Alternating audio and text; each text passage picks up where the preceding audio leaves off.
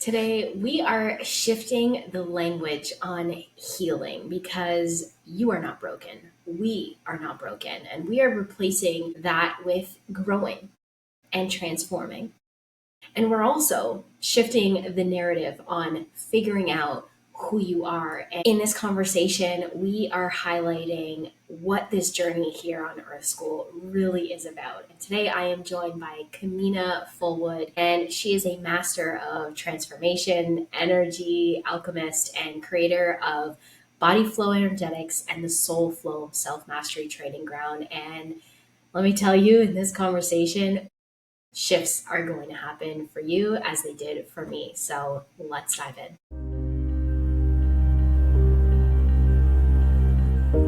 When you go beyond the surface and into the depths of who you truly are, you will rise.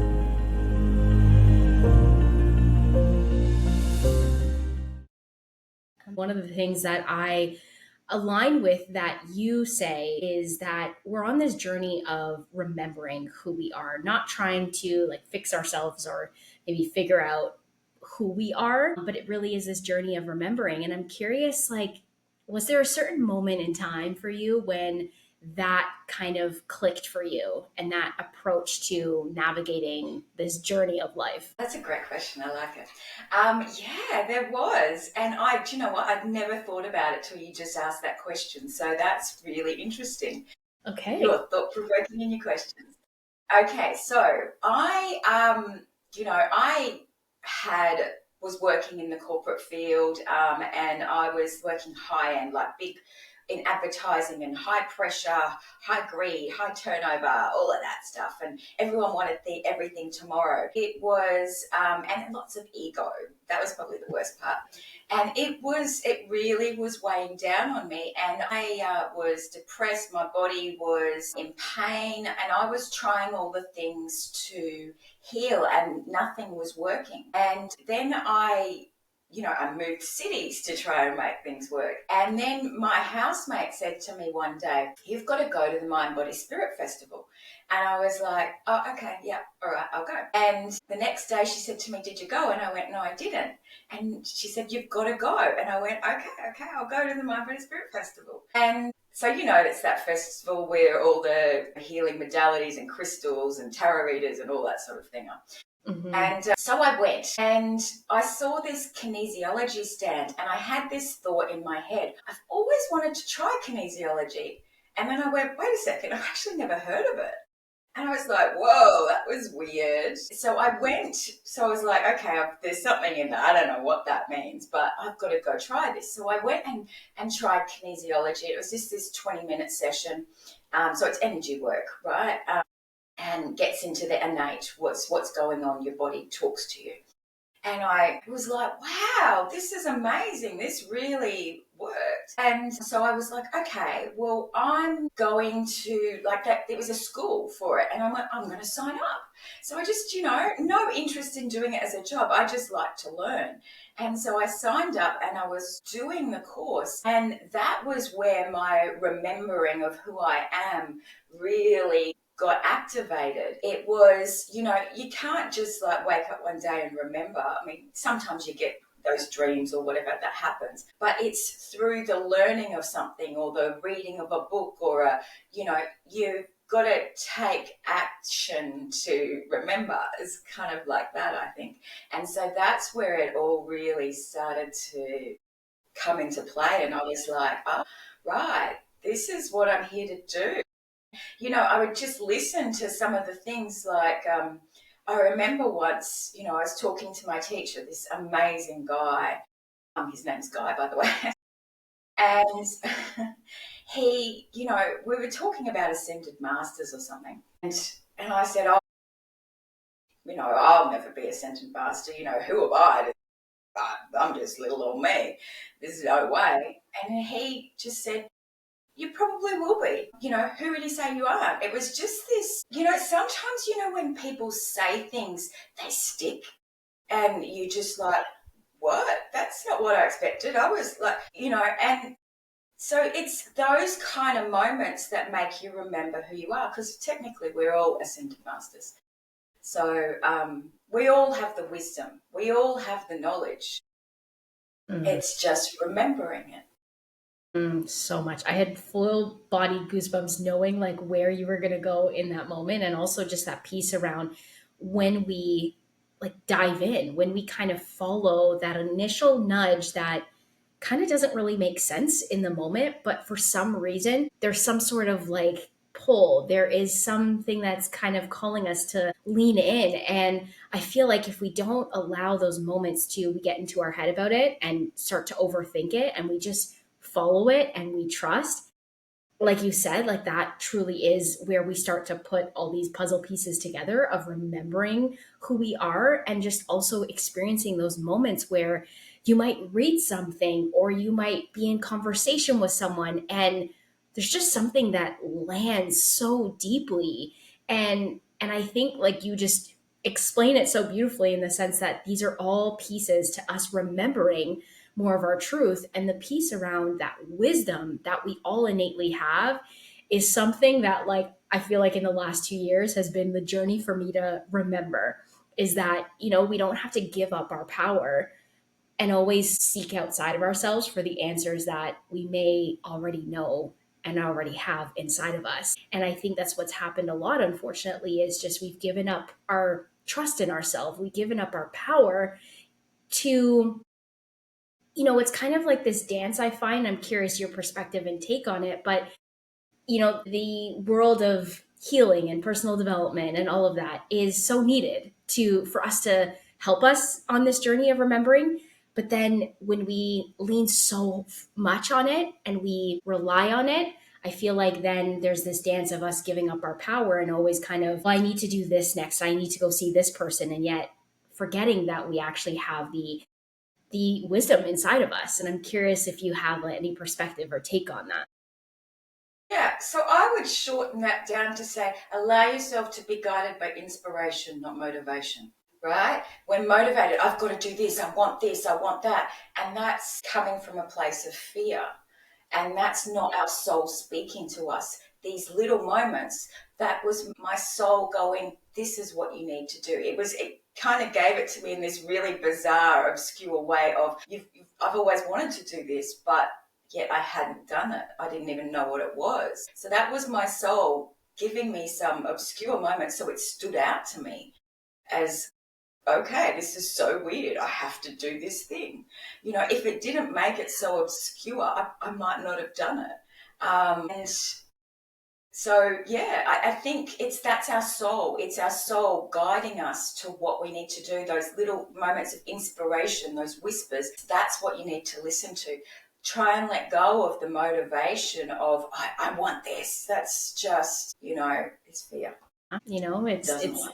yeah, that motivation piece doesn't last forever. I think you said it so beautifully, and I was going to ask you, well, how are we able to depict that feeling of what's motivation and what's inspiration? And I think naturally, I think we know the difference and we feel the difference. Actually, speak to that. Okay, speak to it. Yeah, I think it's about expansion. How does it feel? That motivation, does it feel contracted or does it feel expansive? If it feels expansive, then it's inspiration. If it feels contracted, then it's fear. Yeah. And that piece, I just kind of want to underline as well. You said it before, but it's that place where it comes from lack. It's almost like I need to do this in order to get this. And or, you know what I mean? It's filling some sort of void or trying to, or it's coming just simply from this place of lack. Like you said, again, it's going to feel, I think personally, it's going to feel very different for all of us. Sometimes it might be that little quiet whisper. And then for others, I think for me, when I know that it's my soul speaking to me, it's like this, I can feel it in my gut. And I'm like, heck yes to this. And I think it's Yeah, just, for all of us, it's this dance and also journey of being able to learn that aspect of ourselves. Or maybe it's about remembering that aspect of ourselves and not necessarily learning. But we learn along the way when we follow the nudges, or we also don't follow the nudges because then we learn both of it is beautiful information for us, right? exactly. Yes, it's all lessons. I mean, this is Earth University. It's the place to fuck up and learn, right? So Exactly. you make a mistake and you learn from it. Hmm. And if you just look at it like that, rather than taking it all as, sitting on the surface and getting stuck in that, oh my God, I did this really stupid thing. You can play over and over in your head, rather just go deeper. Well, why did I do that? Yeah. Why is that?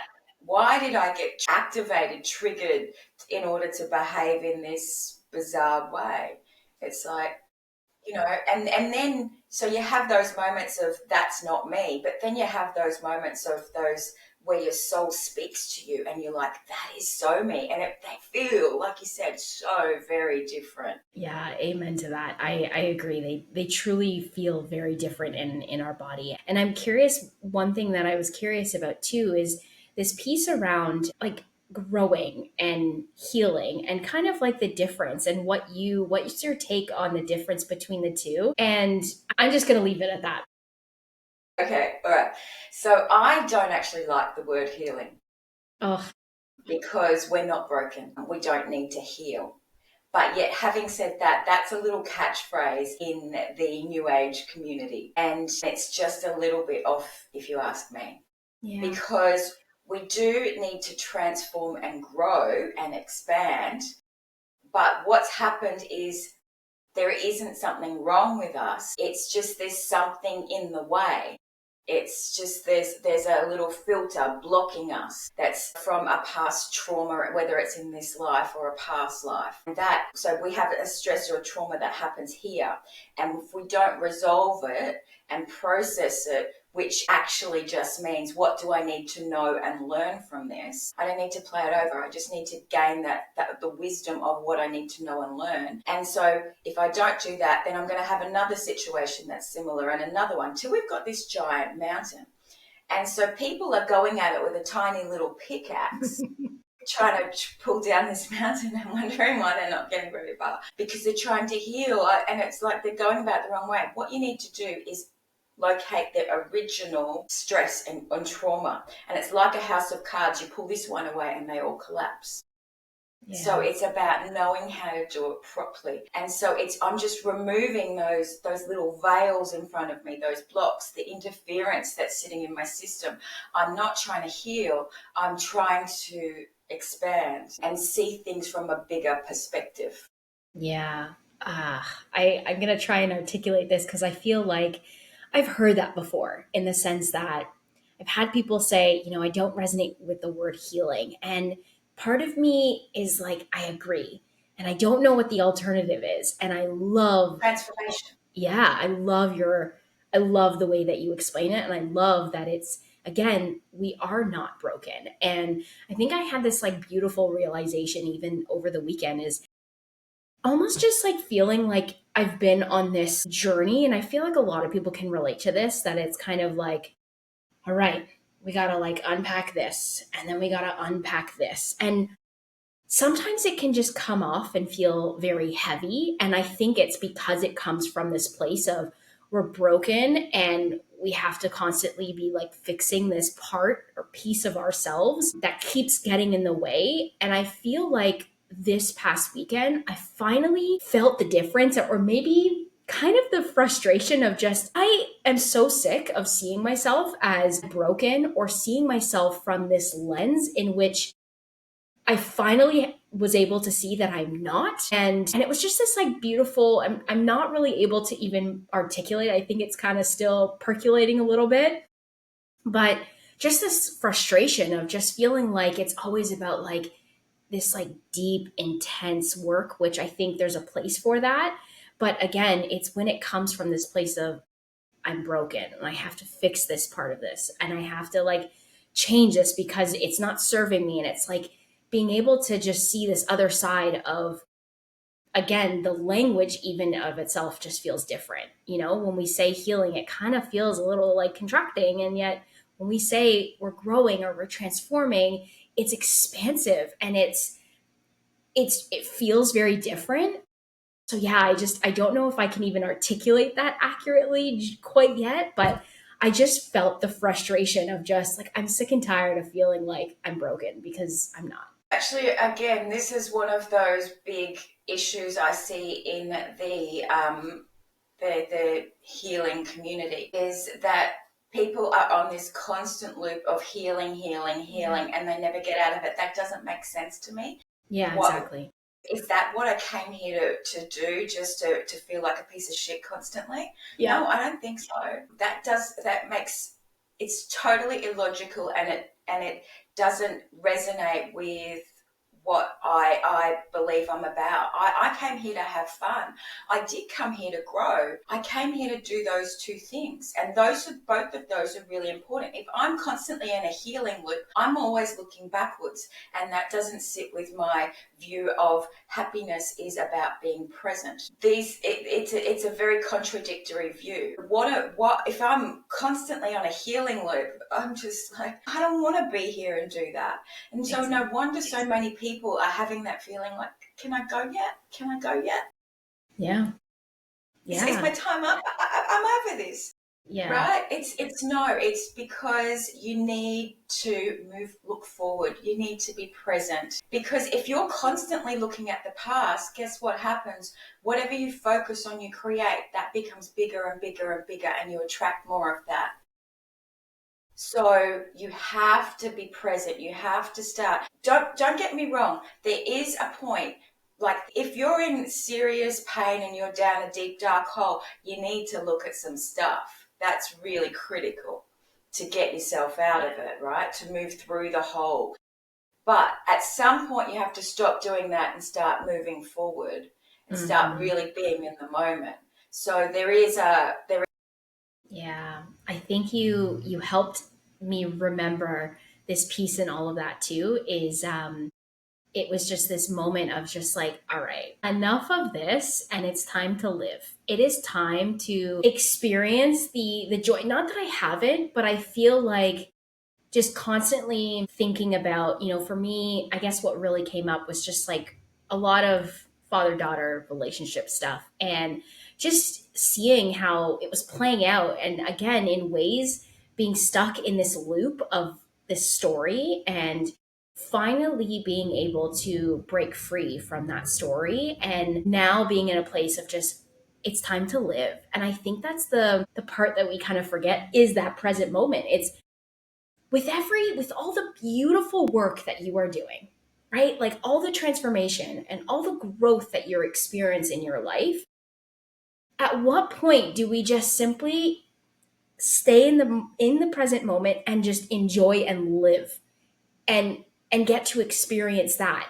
And I think that's that piece around constantly always like looking at the past, always looking at, and I think there is that time and place for it, but again, it's just we're forgetting to live, to be able to just enjoy the present moment because that's all we have.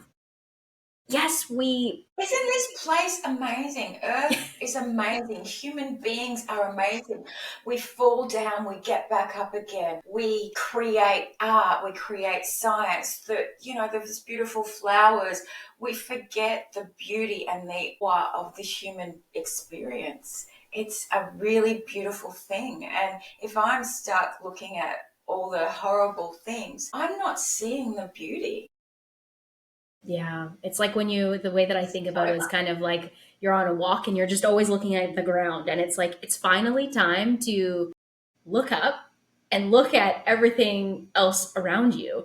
There comes a point in time where that's the part that we're missing is just simply looking up and seeing a whole different other perspective and a whole other world that we're not seeing, the trees and the birds and the sky, like all of that, instead of just always looking, focusing down and looking at the ground. yeah, I think it's where you focus is what you create, and a really nice way of doing understanding that with energy is where we all get stuck in our head, we're overthinking, right? It's like, so where you place your hand, your focus goes, right? Because your hand guides you. It leads. Like the left foot, you step with the left foot, that guides you. If you look in all of like the paintings from ancient times of like Jesus or, things like that, they're always leading with the right foot. So I just said right foot, left foot, or the ancient Egyptians, they're always leading with the left foot. So that kind of can be a clue as well. So if I place my hand on my head, and if you do that now with me, Hmm. can you feel all the energy go to your head?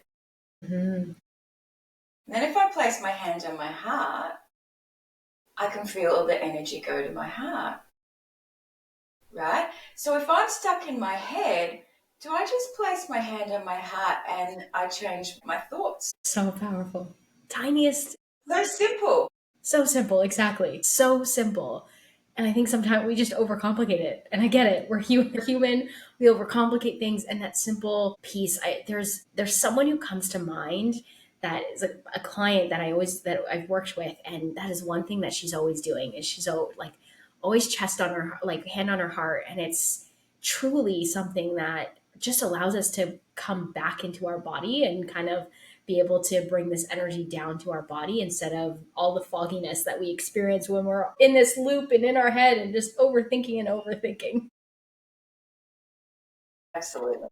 I'd love for you to share maybe like a time when you maybe tried to like force something in place and almost like to feel like didn't necessarily align effortlessly, like when you notice that by shifting your energy, because I feel like a lot of us are just in this like forceful energy, and we're trying to force things so hard, and that yet there's these powerful moments when we shift our energy, and that's when we receive the thing that we're trying to force so hard. And I'm curious if you can speak to that and your experience with that as well. Yeah, great question. So I think, force, if I think about all the moments where I force things the most, it's usually in relationships, right? Interesting. With people, it's like I'm trying to force a situation to be what my agenda is. Not necessarily that my agenda is harmful, but we all have an agenda, right? Yeah. And it's those moments where, I want something from someone, or I want this person to behave, my expectations basically. I want them to meet my expectations, and they're not meeting my expectations. So I'm like, well, what if I try it this way? Or what if I go this way? And it's just not happening. And so then, I've stepped back and gone, well, is this from, does what this person's not treating me with respect? This person isn't giving me the kindness or the love that I need. And I actually look at how I'm being treated. And then I go, well, am I treating myself with the respect and the kindness and the love that I want? Is that they are just reflecting to me what I'm doing to myself? And in those moments of, taking a step back and looking at the bigger picture, that person's not treating me like that. Why do I want them in my life? Am I here to change somebody? I don't want to change somebody or save somebody. That doesn't make me feel good. That it makes it, because I'm lowering myself in order to meet the person where they're at, and so I'm contracting myself. So what if I take a step back and raise myself up and give myself that love and respect that I'm clearly not giving myself? Can they meet me there? And Yeah. sometimes they can, and sometimes they can't. But at Mhm. least I feel good about me. Yeah. Relationships are a very powerful mirror for us. They can be so challenging and also so beautiful, right? There's both sides to it, right? I think we can, when we see someone, I think about certain people in my life when I am, there's this resonance, and that means that when I see something in another person, it does mean that piece, that's a reflection, and that also lives inside of me. And I think sometimes it's difficult for us to acknowledge that or always see that in ourselves and see those sides to us. And, sometimes it's a little bit easier when we have other people in our world and they see aspects of us and they reflect that to us. But then it's also it's challenging in the sense that when there are those really difficult relationships, and I'm such a big believer that those are also there to teach us, they can be really beautiful portals for growth, as we were talking, growth and transformation, especially when there's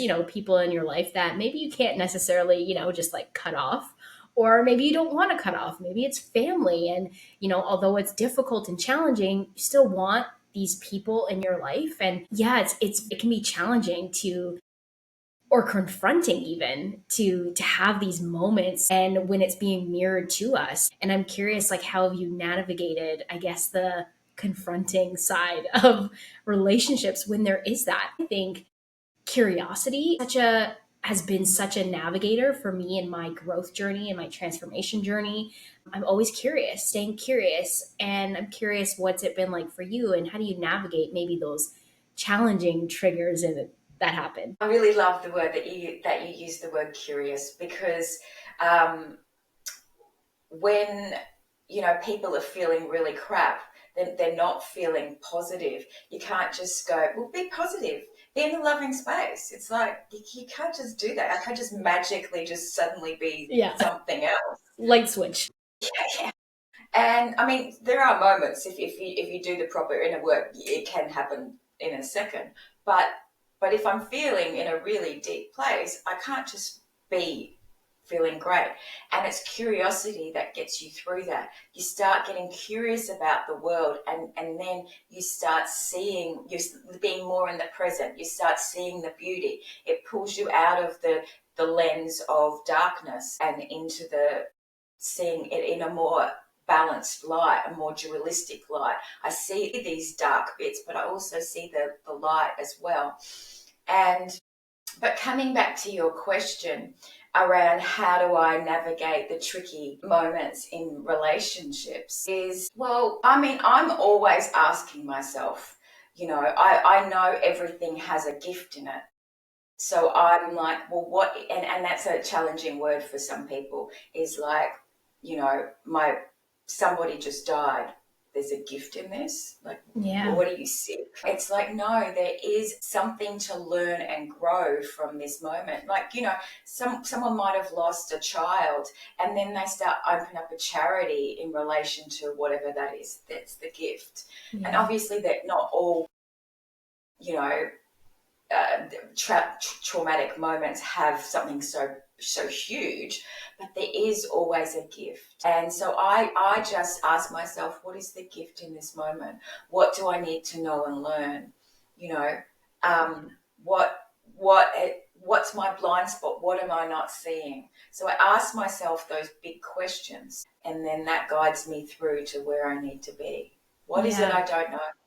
Yeah. Show me I what I love don't know. that. Yeah, I think we can always, what I've realized and noticed is, especially about myself, is I'm always able to see perspective and different sides to it. You know, when something challenging is coming up, it's like, well, here's my perspective and here's my truth. And then also being able to kind of step into the other person's shoes and also just, well, where could they be coming from, even though I don't necessarily know 100%, but I can kind of guess and be able to say, well, maybe this is what's going on and maybe this is their perspective and this is their truth. And it's in that I've always been able to kind of, like you said, like always just find the gift and always find the lesson and always be able to just shift the narrative, because you know, I don't want to be stuck in the narrative that is just not serving me, you know? And I'm curious your take on this. This is just a question that's coming through. It's like, is it a bad thing that we're always trying to look at this other perspective and always find the like positive side? Is that like healthy? Part of me is like, is that a healthy thing for us to do? Or is It's that funny that you, it's funny that you're asking that question, because I was actually just thinking that's not healthy. Um, interesting? let me, Okay, tell me. let me give you the reason why. Because if I'm constantly like, this is that getting stuck in trying to understand everything loop that a lot of people get stuck in their heads. And it's like, well, why are they doing that? It doesn't make sense. Like, someone's done this awful thing and it's quite mean and cruel what they've done. Why are they doing that? And we're trying to understand it. And you know what? You're never going to understand it. And here's the reason why. Because every single issue that we have comes down to two things. And those two things are confusion and self doubt. So forgiveness isn't about going, what that person has done to me is okay, because it's not. What they've done is not okay, and it's never going to be okay. Forgiveness is about freeing myself from the situation so I can no longer be controlled or operate from a place of less because of whatever's happened in the past. So I'm freeing myself from it. In order to do that, sometimes I'm like, but why would they? Why did they do that? It's like you never understand. They did it because they were either confused and or in self-doubt, and that's all you need to know. Because if you sit there trying to understand something that doesn't make sense, you're going to get stuck. Yeah. Yeah. Yeah.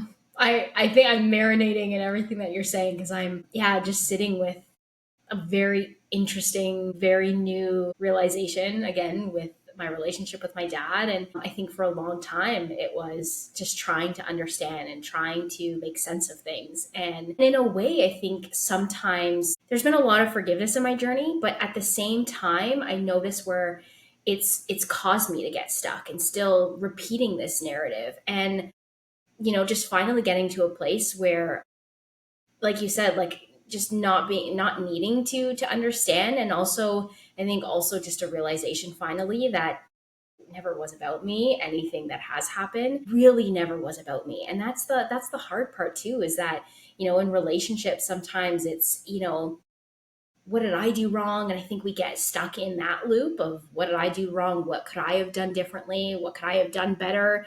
And sometimes it's just it really isn't about us, and that's hard. Not all of us get the gift of being able to maybe have the conversation to finally get to that realization. I'm grateful that I have, but I know that there's going to be other parts that I may not necessarily ever get to that clarity or that level of understanding. And yeah, I think I'm just like marinating in everything that you said. I'm like very, yeah, I think there's a way to shift the perspective and also not necessarily have the full level of like understanding from that perspective, if that makes sense. Well, you kind of do, though. It's Okay. like by accepting the situation for what it is and accepting that person for who they are, Mm. like I always, to understand things, I always go to extremes. So let's, talk someone murder, like, because it's so extreme, it gives it more clarity to understand it. And so let's just say somebody killed your child or something like that. It's like, well, you know, I'm never going to understand that, never ever. But I can accept that that person is very, very confused. That's who they are at this moment. So in me trying to make them someone other than they are would just be a waste of my energy and my time. And we're often trying to, I don't want you to behave like this. Stop behave like this. And it's like, no, accept them for who they are and you set yourself free. Yeah. And then there's less conflict in that relationship too, because I'm not trying to make them something different to what they are. Hmm.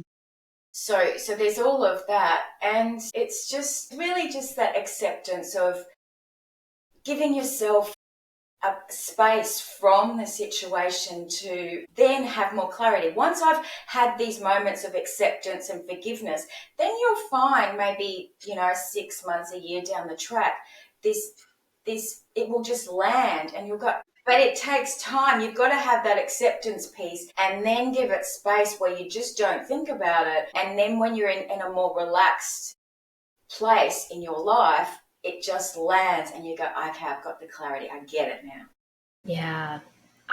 Yes, yes, because that has been like literally talk about 6 months. That's kind of been where I've been at. And the piece that I to add to that is also like when the emotional charge, I feel like, kind of dissipates. At least that's what it was for me in my journey, is just being able to allow myself to release and express the emotions, whether that was writing, whether that was crying, whatever that was for me.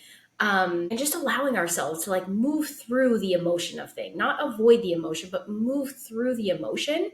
By releasing it, that's when I feel like the emotional charge of it starts to dissipate, and then we can see more clearly. Then that piece of acceptance is a little easier to kind of step in, because then, we start to receive this clarity, and we can just start to see that clarity that comes through from it. It's like a snow globe. All the tension happens, you shake it up, and then it's got to fall. And while it's falling, you still can't see quite clearly. It's got to land. Yes. You have such beautiful imagery and explanation of things that makes it so simple and beautiful to understand. I'm so grateful for that. Thank you.